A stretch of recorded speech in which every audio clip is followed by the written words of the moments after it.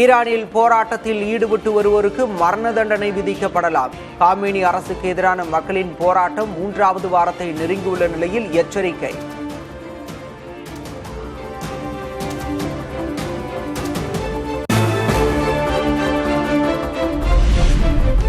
Iran முன்னெப்போதும் இல்லாத வகையில் சுதந்திரத்தை எதிர்நோக்குகிறது.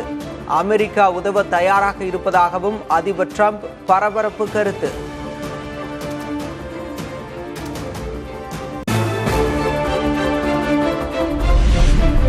குஜராத் சோமநாதர் ஆலய சுயமரியாதை பெருவிழாவில் பிரதமர் மோடி பங்கேற்பு. பிரதமர் முன்னிலையில் பிரம்மாண்ட ட்ரோன் ஷோ. சாதிவாரி கணக்கெடுப்பு மேற்கொள்ள மாநில முதல்வர்கள் மற்றும் பிரதிநிதிகளை உள்ளடக்கிய ஆலோசனை குழு அமைக்க வேண்டும். பிரதமர் மோடிக்கு முதல்வர் மு.க. ஸ்டாலின் கடிதம்.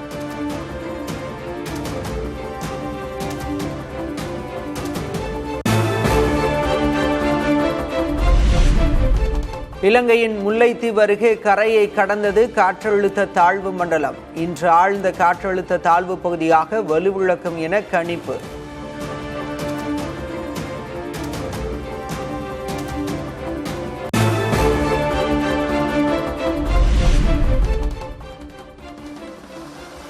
சென்னை உட்பட 5 மாவட்டங்களில் இன்று கனமழைக்கு வாய்ப்பு. புதுச்சேரியிலும் கனமழை பெய்ய வாய்ப்பு உள்ளதாக வானிலை ஆய்வு மையம் கணிப்பு.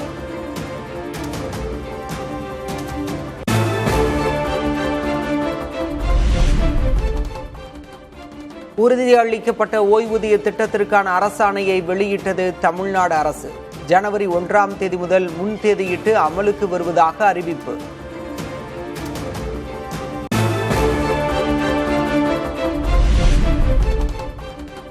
உறுதியளிக்கப்பட்ட ஓய்வூதிய திட்டம் என்பது ஒரு ஏமாற்று வேலை. திமுக அரசுக்கு அதிமுக பொதுச் செயலர் எடப்பாடி கே. பழனிசாமி கண்டனம்.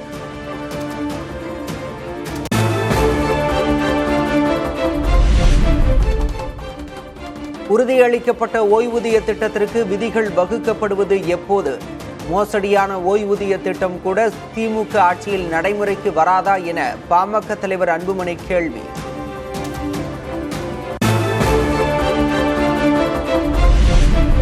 சட்டமன்ற தேர்தலில் 200 தொகுதிகளை தாண்டி வெல்வோம். கொளத்தூர் தொகுதியில் நடைபெற்ற பொங்கல் விழாவில் முதல்வர் மு.க. ஸ்டாலின் நம்பிக்கை. ஆற்றுகிற அந்த பணிகள் எல்லாம் பார்க்கிற போது நான் ஏற்கனவே சொல்லியிருந்தேன், 200 தொகுதிக்கு குறையாமல் வெற்றி பெறுவோம் என்று. நம்முடைய கூட்டணி நிச்சயமாக வெற்றி பெறும் என்று.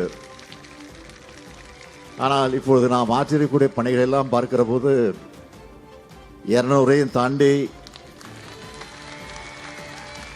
வரும் என்ற நம்பிக்கை எனக்கு வந்திருக்கு.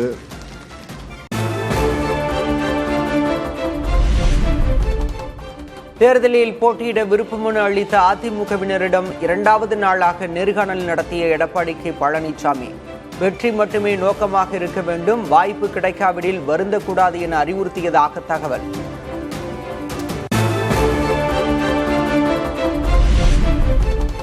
அமைச்சரவையில் இடம் வேண்டும் என அதிமுகவுக்கு அழுத்தம் கொடுக்கவில்லை.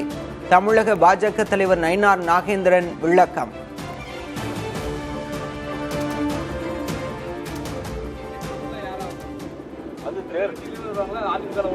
அது தேர்தல் முடியணும், தேர்தல் முடிஞ்சு வெற்றி பெறணும். யாரெல்லாம் வெற்றி பெற்றுக்கான்னு தெரியும். இப்பவே அமைச்சர் எப்படி சொல்ல முடியும்? பாஜக தரப்புல இருந்து அமைச்சரவையில பங்கு வேணும்னு ஒரு அழுத்தம் கொடுக்கறதா ஒரு தகவல் இருக்கு. நாங்க இதுவரைக்கும் அந்த மாதிரி எந்த அழுத்தமும் யாருக்கும் கொடுக்கல.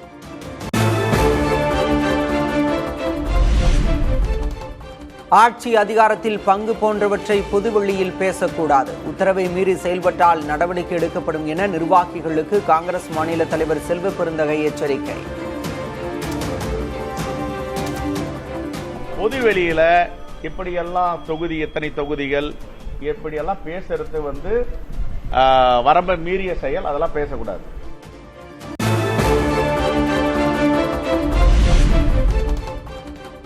சென்னையில் பள்ளி கல்வித்துறை அலுவலகத்தை பகுதி நேர ஆசிரியர்கள் முற்றுகையிட்டு போராட்டம். பணி நிரந்தரம் செய்ய வலியுறுத்தி பதாகைகளை ஏந்தி முழக்கம். ஏமாற்றாதே ஏமாற்றாதே ஏமாற்றாதே ஏமாற்றாதே பணி நிரந்தரத்தை ஏமாற்றாதே பணி நிரந்தரத்தை ஏமாற்றாதே வழி சொல்லே வழி சொல்லே வழி சொல்லே வழி சொல்லே வழி சொல்லே வழி சொல்லே வழி சொல்லே வழி சொல்லே எங்கள் வாழ்க்கைக்கு வழி சொல்லே. ஆட்சிக்கு வந்த பிறகு பகுதி நேர ஆசிரியர்களை முற்றிலும் புறக்கணிக்கிறார் முதல்வர். திமுகவின் நம்பிக்கை மோசடிக்கு 2026 தேர்தலில் தமிழக மக்கள் உரிய பதிலடி தருவர் என அண்ணாமலை விமர்சனம்.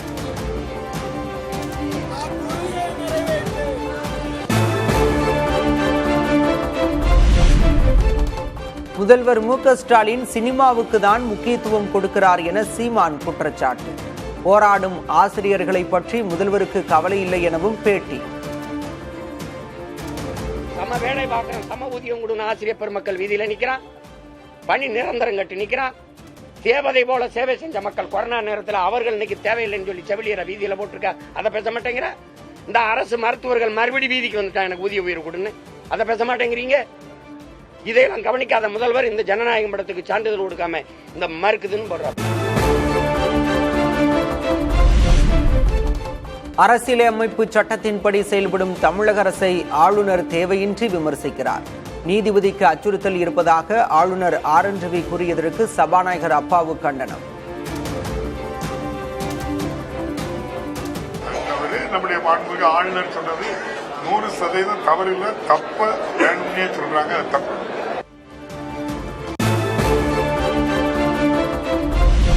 தமிழ்நாட்டில் ஆளுநர் என ஒருவர் இருப்பதையே மறந்துவிட்டோம் என அமைச்சர் ரகுபதி விமர்சனம். வரவிருக்கும் சட்டமன்ற கூட்டத்தொடரில் ஆளுநர் என்ன செய்கிறார் என பார்க்கலாம் என்றும் கருத்து. ஆளுநர் என்று ஒருவர் இருப்பதையே நாங்கள் மறந்துவிட்டோம். எனவே அதை பற்றி எல்லாம் இனிமேல் ஆளுநரை பற்றி கேட்காதீர்கள். ஆளுநர் என்று ஒருவர் இருப்பதை நாங்கள் மறந்துவிட்டோம். கரூர் துயரம் தொடர்பாக தவிக தலைவர் விஜயின் பிரச்சார வாகன ஓட்டுநரிடம் சிபிஐ விசாரணை. விஜய் பிரச்சார வாகனத்தில் சிபிஐ மற்றும் தடயவியல் துறை அதிகாரிகள் ஆய்வு.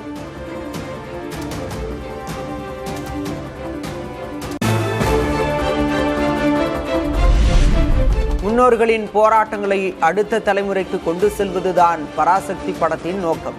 படம் நல்ல வரவேற்பை பெற்றுள்ளதாக நடிகர் சிவகார்த்திகேயன் மகிழ்ச்சி.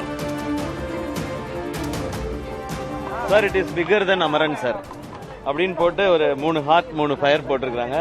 இதுதான் ஃபர்ஸ்ட் வந்திருக்க ரெஸ்பான்ஸ் எனக்கு. தேங்க்யூ. பட் இன்னும் இப்போதான் மக்கள் எல்லா இடத்துலையும் பார்த்துட்டு இருக்காங்க. இந்த படம் எல்லாருக்கும் போய் சேரணும்னு ஒரு நல்ல இன்டென்ஷனோட எடுக்கப்பட்ட படம்.